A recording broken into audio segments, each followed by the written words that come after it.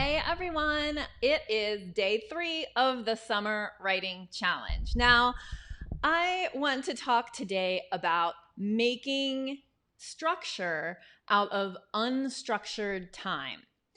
And I also want to address a post that came up in the I Should Be Writing Facebook group by Patty. So, shout out to Patty. I'm going to address that question, which is almost the opposite. It's like how to make time to write when you're overly scheduled.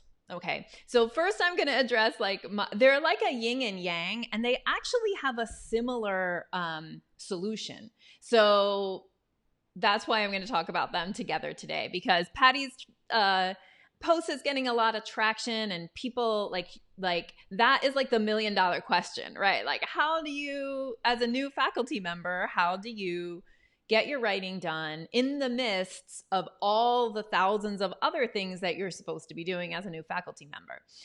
So let's start with the original, messaging around this post, or around this day, which is making structure out of unstructured time. Now, again, I just want to acknowledge everybody's very different situation right now. And also kind of everyone's changing situation.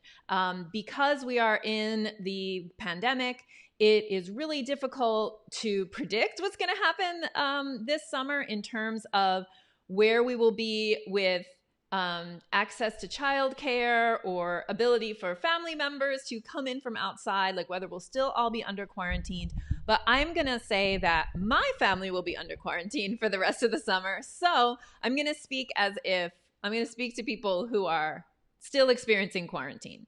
And what that means for a lot of people, and even if you're in a state or in a place that's slowly reopening, many camps are closed and other kind of caretaking facilities are closed. And so you may have brought your aging parent to your home, and you don't want to take that person back to the nursing home, or you have your kids at home and there's no classes. Hello, Megha. Nice to see you this morning. Morning my time. I don't think it's morning your time. And let us know. Say hi in the comments. Let us know where you're joining from. So I love to see how people are like all over the world. Hi, Nicole. We are going to be experiencing probably big blocks of time in the summer. Some of us, right, are going to experience big blocks of time. But unfortunately, we are going to have added responsibilities during that time. So I've been talking a lot about you have the responsibility like I do right now. Today, I already had a major fight with a 4-year-old about she was supposed to have a meeting, and then she didn't want to go to the meeting. The meeting, she calls the meeting, the preschool, 3 times a week, they have a Zoom video and they play games and stuff. But I can't always make it. Today was a disaster. And so kids are we're managing that whole situation. You may be managing other situations. Lots of, I just want to kind of acknowledge everyone's different type of hardship during this time. And now I want to kind of say okay, so you might have big blocks of time because you're not teaching in the summer. And maybe you've been holding on to writing projects to get done in the summer. And not only do you no longer have big blocks of time because you feel, or maybe you still have big blocks of time, but you don't really because of what's going on in your home and your kids are here and whatever else is happening. You have a parent to take care of. You have other family members around you all the time. You can't find a quiet place, all of that. So this summer has gotten complicated, right? So, but having said that, you may be looking out onto the summer, actually as I am, and okay, well, they won't even have, the kids aren't even going to have these little Zoom meetings, or my 13-year-old school will be done. And we're not going anywhere, and there's no camp. So it is this unstructured stretch of time. So today I want to talk about how you or suggest to you that you want to implement structure onto unstructured time. Okay. So this is so this, think about, like, if anyone, and you can tell me in here, like in the comments, if you have been on a sabbatical and this has happened to you. So we think, like, a lot of the time when we feel like Patty feels in her comment in the group, where she's like, I have all of these things going on and I don't know, like, how to manage all the things and find time to write. Like, I can do research, but writing the articles is really hard. We feel like, oh, if we just had a sabbatical and we could just have a clear, like, oh, we don't have, like, it's a sabbatical and it sounds so lovely. But tell me in the chat if you've had a sabbatical where you started and you're like, oh no, like, I don't know how to structure this. I don't know how to organize it. Or you get like a few months into it and you're like, oh, I haven't done as much as I thought. So having big blocks of time is both a blessing and a curse. What you really want is big blocks of time that you get to impose structure on. And some people do better with a little bit of outside structure that then they can figure out, the inside structure, how to organize the bits of time that are left. But regardless, the shift I want you to make in terms of mindset is that you're in charge of how you manage your time. And this has to do a lot with setting boundaries around things, boundaries and including boundaries with the outside world, but also boundaries within yourself, like limiting the amount of time that you spend on certain activities. So I want to encourage you to think of how you might impose a structure onto unstructured time this summer. So I'm going to give you a couple examples, and then I'm going to talk more to Patty's problem. So a couple of examples of how to slowly, and everything I teach is like slowly, gently putting structure onto unstructured time. So the first thing that you want to do, besides take a rest, which is definitely the first thing, all of you who are ending your semesters, don't skip that part. You need to take a rest. Okay. So that's the first thing. After you've taken the rest and you're like, okay, now I'm ready to turn to my summer writing or my summer activities or whatever you plan to do this summer, then you can start to think about, okay, what's my tiger time? All right. And for Patty and for everyone, I continually go back to this tiger time idea. So let me talk about what tiger time is. It doesn't have anything to do with Tiger King. The tiger time is those times of day when you feel like, I can take over the world. I am like, think of like eye of the tiger, that eye of the tiger feeling. That's your tiger time. And let me say that during the pandemic and during many kinds of different changes in your life, your tiger time shifts. So what you thought was your tiger time before, and if you've done my tiger time like exercises, and you can go back to episode 2 of the podcast to hear more about that. I'll give you the super like brief version. But when you need to know, like whether you end up using tiger time for writing or what, you need to know when it is. Okay. And what you do to do that is you take a few days to be reflective and kind of keep a little journal where each hour of the day you're going to make a note as to how you're feeling in terms of energy, drive. So I'll give you an example like this, and this is whether you are energy and drive towards anything. So I have a very set tiger time. It is from about 8 in the morning until about 11. And it doesn't matter whether I'm doing professorial activities, business activities, or home activities. That's my tiger time. So for example, if I wanted to clean the kitchen, I would need to do it between 8 and 11 because any other time of the day, I really just want to, like, I have no, like, I'll wash 5 dishes, but not 20. You know what I mean? Like, I can't sustain things after that time. So I have a big rush of very driven time. And what I've learned to do is listen to that and really leverage it. And then in my times when I feel like I just need to lie down, I actually just lie down. Or I do something that is the equivalent of lying. No, I do something that's like, doesn't need that drive, right? So this is all to say you need to identify some tiger time. Now, you might have 2 or 3 hours of tiger time in your day. You're not going to be able to use all of it. So the structure on unstructured time, though, needs to revolve around your tiger time.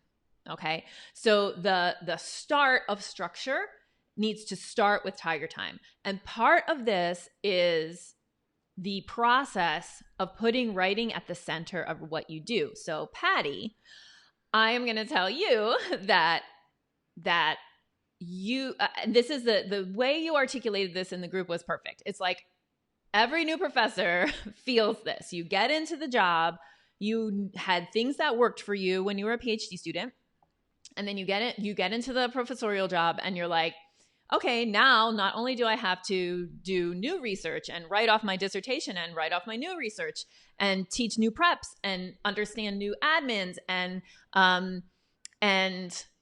go be on committees and mentor students and all of these things, but like, I also need to get my writing done. So there's like a ton of things. What needs to happen is like a centering of the writing. Because if you don't center the writing, what happens is the writing keeps falling to the bottom of the list, right? And that same thing can happen whether you're working with an overpacked schedule or whether you're working with an overly open schedule, right? Like whether you're working with like unstructured time. When, unstructured time is also easy to piddle away. It's easy to think, well, today I think I'll run all my errands because tomorrow I still have a whole blank day. But that thought like can happen over and over again until you don't have any whole blank days left and your summer's over. So you want to kind of like center that tiger time. And I know that the chat's going, so I'll get back to the chat in a second. So so you choose 1 hour during your tiger time. And in terms of like imposing structure on unstructured time, you block that hour out as the first bit of structure in your unstructured time. Now, in the summer, I think that a lot of people would be fine with writing for an hour a day for 5 days a week if you're not teaching a summer class or anything else. I think if you do that, and if that hour is scheduled during your tiger time, you will make leaps and bounds. If you can't do 5 days a week, the important thing is that you don't hinge the whole writing system on the fact that you don't miss a day. Because I also feel like that's setting people up for failure to kind of put that pressure on. But if like everyday writing works for you because you get like flow and rhythm and momentum, then do that. Like absolutely. And in the summer, especially if you don't have teaching and if your kids are not going anywhere, you could potentially do every day or every weekday. So that's a way is the first step for imposing structure onto unstructured time. But it's the first step for people like Patty too, who are like, I'm overly scheduled and I can't fit the writing in. And in terms of like people who have like a lot of classes and they're mentoring students and all of those things, you have to really get the guts to take that time and make it like a sacred time, like a time that nobody can put a meeting on top of it. Even if a student's panicking, it gets put off to the end of that writing hour. And we start with an hour, once or twice a week, an hour 3 times a week, and then you can build from there. But it's like something you have to practice, which is making an appointment with yourself and keeping it. So like that's kind of my advice for everyone, like that you make an appointment with yourself and you keep it. And that's how you both put structure on unstructured time and also, deal with overly structured time. A secondary thing, so that's kind of like the first part. The second part is that if there are things that you're doing that are flowing into every moment of your day, childcare is one of them for me right now. Sorry, it's top of mind. But let's say email is a big one that people have, or or committee meetings. And a lot of times, like what I've noticed a lot with like virtual committee meetings is that people think it's like people think we're sitting around in our pajamas all day. And so we can meet at any time with little warning, which is, we need to put boundaries on that. So things like email or even student mentoring that can overflow and take up a lot of your time needs to be bounded. And when you put boundaries around things, you're teaching other people how to treat you. And and in that process, you are teaching people that your time is valuable, and you're teaching people that you are willing to help them on your schedule, like in a way that is scheduled. And the reason, and so some people might feel like, no, I can't say no. I can't kick a student out of my office after an hour. And of course, all of these things are subject to the particular circumstance. But like when you do that, what you're modeling for those PhD students or those students is like, I got things to do. And so when they become professors, they will also feel that their time is valuable. And they will also know that we need to take time and say, this is my writing time. And that's something that I think in general, we don't pass down, or like we're not seeing, or we didn't get that passed down to us. We didn't get that look behind the curtain kind of mentoring. Like what did my professor really do to publish all those books? Like in my case, right? And I mean, I never asked her. And so like, she was a great mentor and she is amazing. And I should have probably asked, but I just didn't know it was going to be a problem until I got into like Patty's situation, right? So,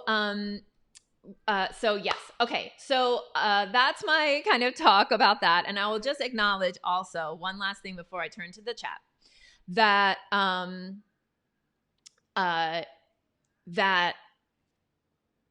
sorry, I'm having another thought in my head at the same time. Oh, that if you are home and you've got a situation at your home where you don't have big blocks of time this summer and you thought you would, then what you want to do is try to teach the people around you at home, like the little ones in my case, that hour is your writing time.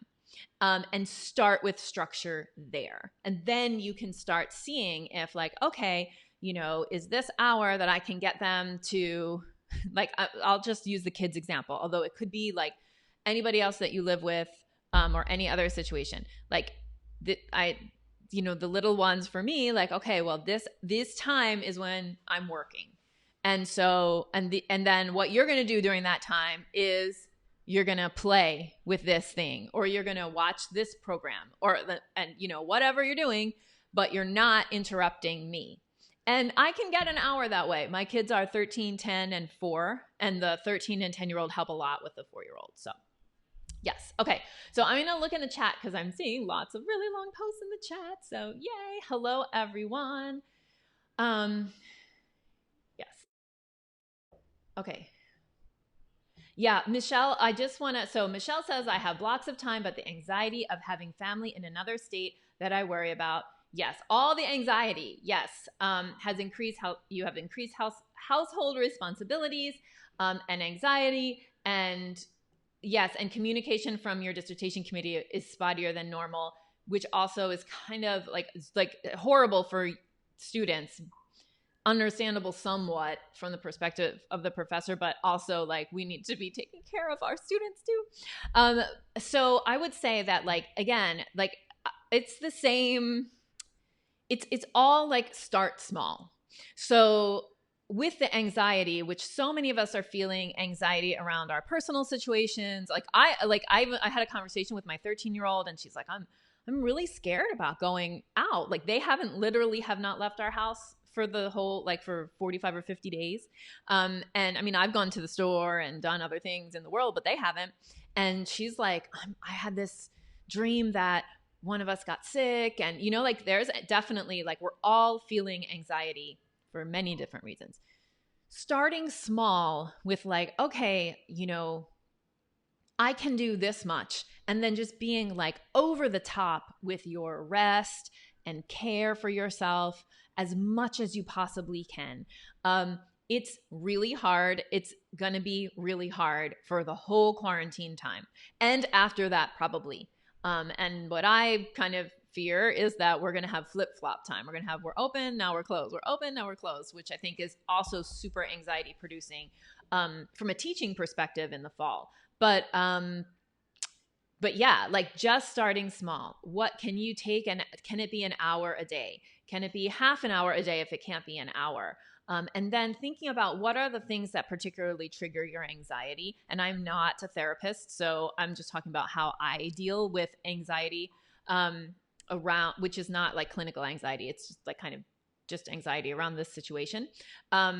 Is like, I don't read the news for us, or I limit my news reading. I limit my social media and all of those things. So if you can figure out what's triggering anxiety and limit it, or make it or do it after you write, then that can also be, a way towards managing it. But it's totally understandable. And so many of us, I'm sure other people in the comments will say that, so many of us are going through that right now. Tammy says, I've been on sabbatical this semester. I started out really well, got an article submitted, and have now ground to a complete halt. Tammy, it's so normal. Like, I just want to say, like we all dream about sabbaticals, and I've never had an actual sabbatical. They were cut from my university before I was eligible. So I've been on a sabbatical this year, but it's not really a sabbatical because I paid for it myself.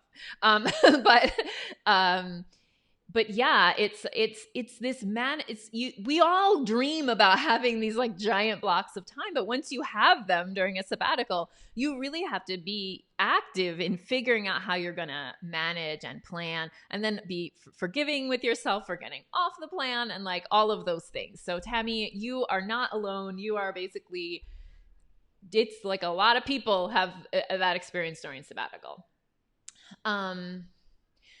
Megha says, yes, feeling like I haven't done much in this lockdown period. Responsibilities at home suddenly grew. 3-month-old nephew living with you. Yes. Oh my gosh. Okay, good. I hope some of these tips are helpful. Suzanne says, my tiger time has changed during this pandemic. It used to be 9 to 11 and now it's late afternoon. This is happening for a lot of people. So what I actually like, and I like, again, like I think we should, I'm about to say something and then I'm like, people are going to be like, oh yeah, that she and her tiger time, her and her tiger time, but whatever. I have my tiger time in the morning, and then I picked up a little extra tiger time in the afternoon that I think I got from not having to drive kids around. Like even though I have the kids here all day, I realized by staying home that so much of my energy is drained by driving them around, that I'm like, oh wait, I got this little late afternoon burst that I never had before.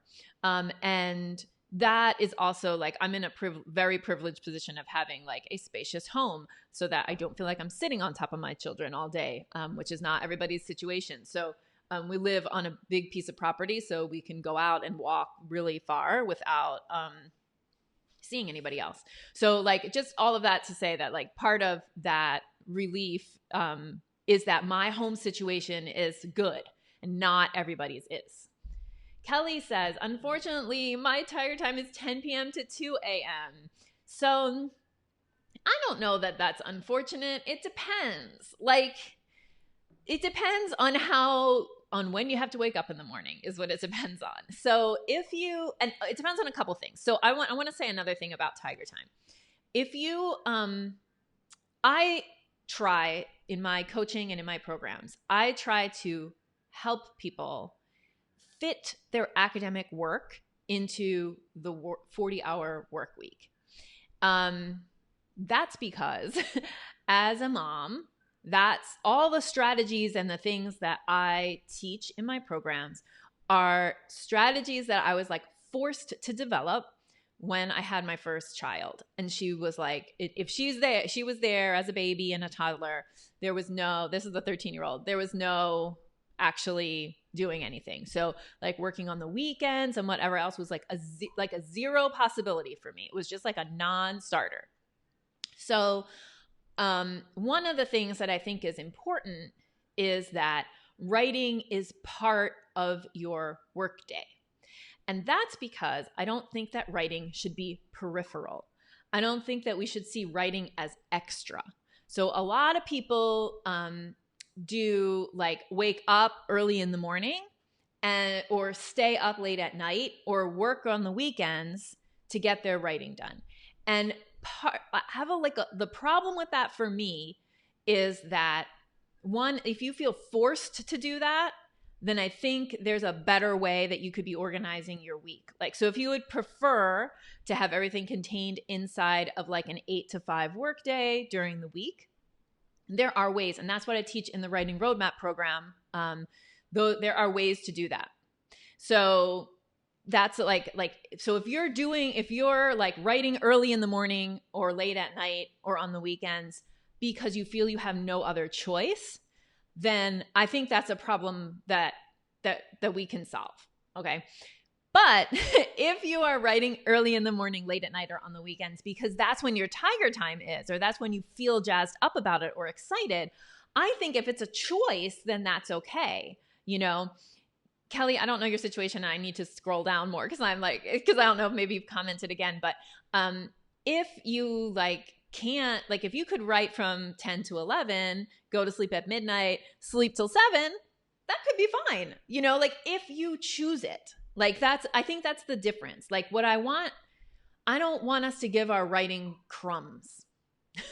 I don't want it to be here, writing, you can have the cast off hours of the day, the hours of the day when I should be sleeping, but I need to begrudgingly wake up and do something. So I know there was a post in the group the other day that somebody had decided to wake up at 4 a.m.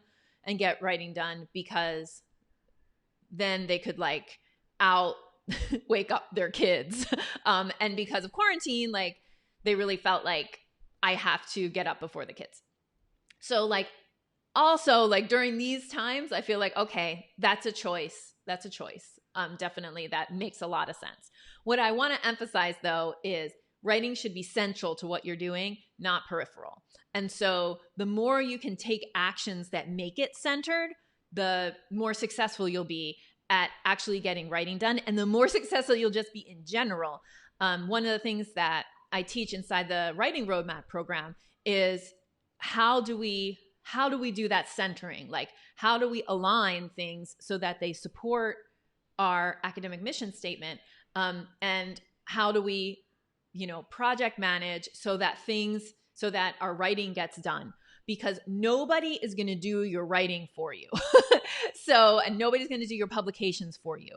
So the university can throw thousands of requirements about meetings, about students, about being accessible by email and all of those things 24/7, or having an open door policy, or tons of things that are not conducive to respecting the writing.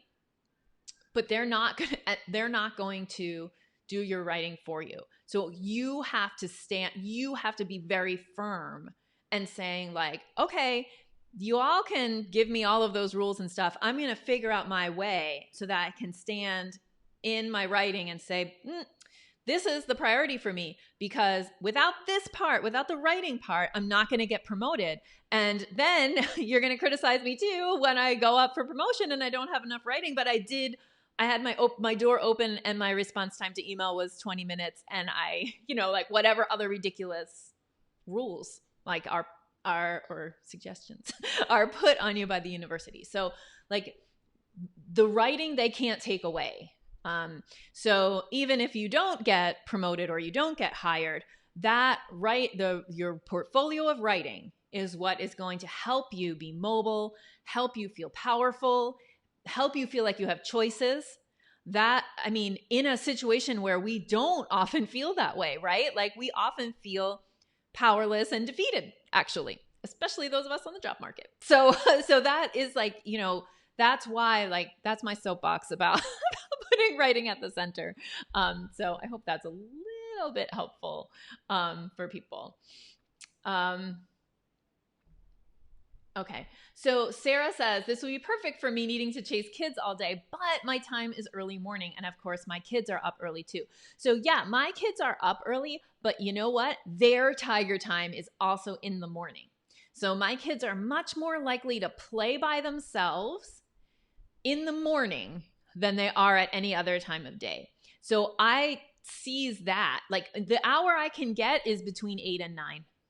And they don't bother me during that hour. Like they're like excited for the day and doing whatever they're doing, in other rooms from where I am. And so that's another thing to think of, Sarah, is like how could you match up your tiger time with theirs? Like, and maybe you're going to have to sacrifice a little bit because you're flexible and they're not. But that's just something to think about. Like, can you also observe them and figure out, okay, when are my kiddos like really into the game they're playing? Or my daughter is 4.5 and she's obsessed with LOL Surprise. And there are these little tiny dolls and they go on amazing adventures. So she gets super into it. She's narrating the whole thing.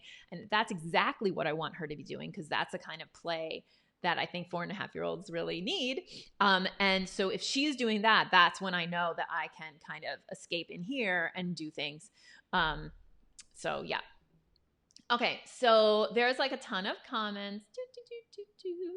And thank you everybody for commenting. Patty. So she says, Patty says, boundary setting. I have a PhD student who often stretches our 45-minute meetings to an hour, and I've clearly not stopped that happening. Ideas for how to reset this now. Yes, thank you, Patty, for asking that. You've inspired me in so many ways today. So, when you have, you can always reset boundaries. It doesn't feel like you can.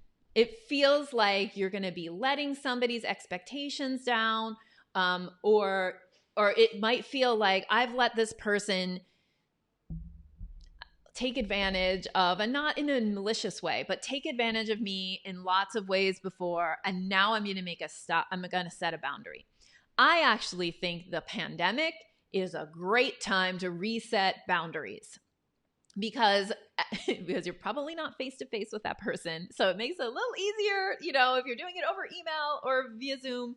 And I think it's very easy. And Patty, I would say that it shows leadership as an advisor to explain why, to say I want to have we need to keep our meetings to 45 minutes, because I'm going to do X right at the end, or whatever, and say, tell the person, this is, I know we've been talking for over an hour usually, but we really need to keep our time to 45 minutes because I, have whatever else.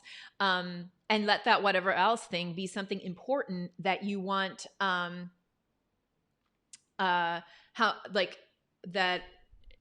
something important that you want to communicate to your student is something that professors think is important. Okay, so that's one way to do it.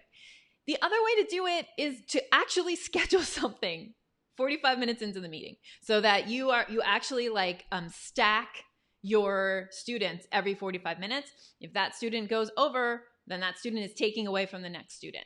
So you can just make a schedule change and just decide, well, I'm going to, block this in this particular way. So yes, you can always reset boundaries. And I think that honesty around that boundary resetting is the best way to go. So yes. So Susan asks, how do you add boundaries with email? This is one of my favorite questions. So here's my email soapbox. Email is asynchronous. You don't have to answer it immediately. In fact, I think you should start not answering it immediately. And Gmail has a feature, and there's other apps and things that have features so that you can actually answer an email and schedule it to go out at a different time. The reason to do that is because you do not ever want to appear as if you are immediately reachable by email. Because email is just not the medium for that. Text messaging, phone calls, direct messages. There's other ways that you can get to people more immediately. And want to teach people what are the channels through which to reach you, and how should they expect, how long, like how much delay, or like how fast should they expect a response from you. And I feel like, and people can argue with me, but I feel like 24 hours is reasonable for email. Like, I think, like, ideally you check email once or twice a day, so that people don't get immediate responses. They get responses that are delayed by 10 or 12 hours or 24 hours if you check just once a day. So this like constant email checking is just like a misuse of email.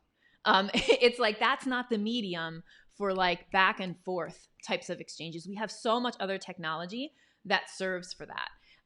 And so that is quicker, and also doesn't have the formality expectations around email. So I'm not suggesting that you like give everybody your phone number. What I'm saying is that if somebody has an actual emergency that they need your response for, they should not be communicating that to you over email. It's not the method, not the medium. So I, inside of the academic, of the writing roadmap course, we talk about how to draw boundaries around your email time. But basically, like, that's it. Like, you say, like, this is when I'm answering emails, these hours in the day, because email can easily take up 3 or 4 hours of the day. And it's just not like, why? Like, no. So yeah. Yes. Like, just like, Karinana says, regulate email checking to specific times of day, not all the time.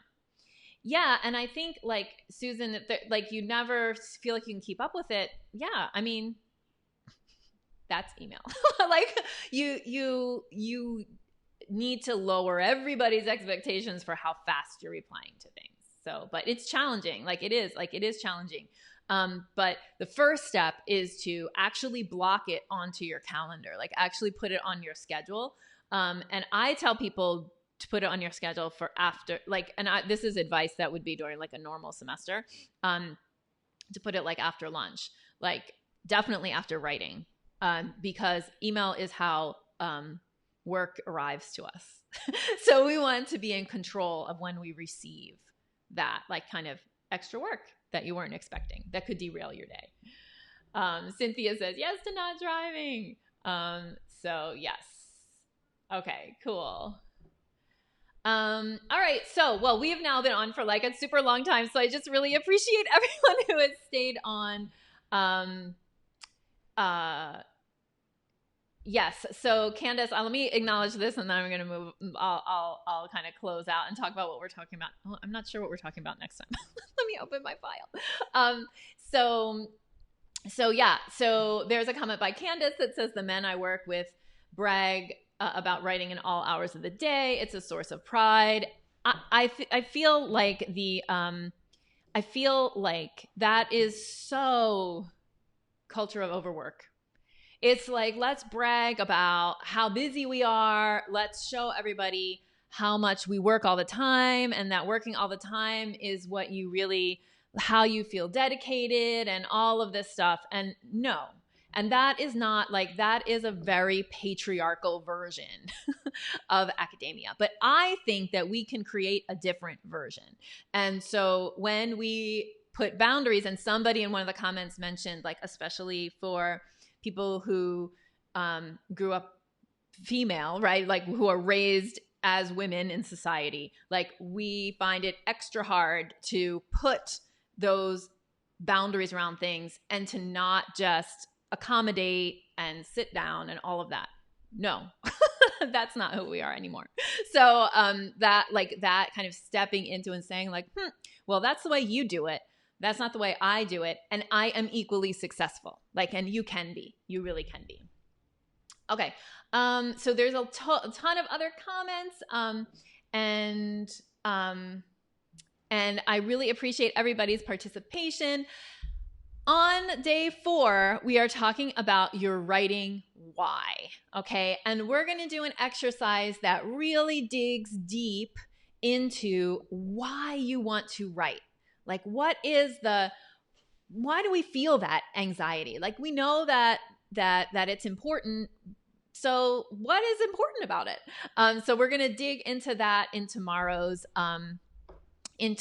live video, again at the same time as this one. And then on Friday, we are going to talk about writing momentum, and I have a special announcement that I can't wait to tell you about on Friday. So I just want to send you all hugs and say, like, I hope that you're having a wonderful day. I really appreciate you staying with me for this live video, and I'll see you tomorrow. Bye.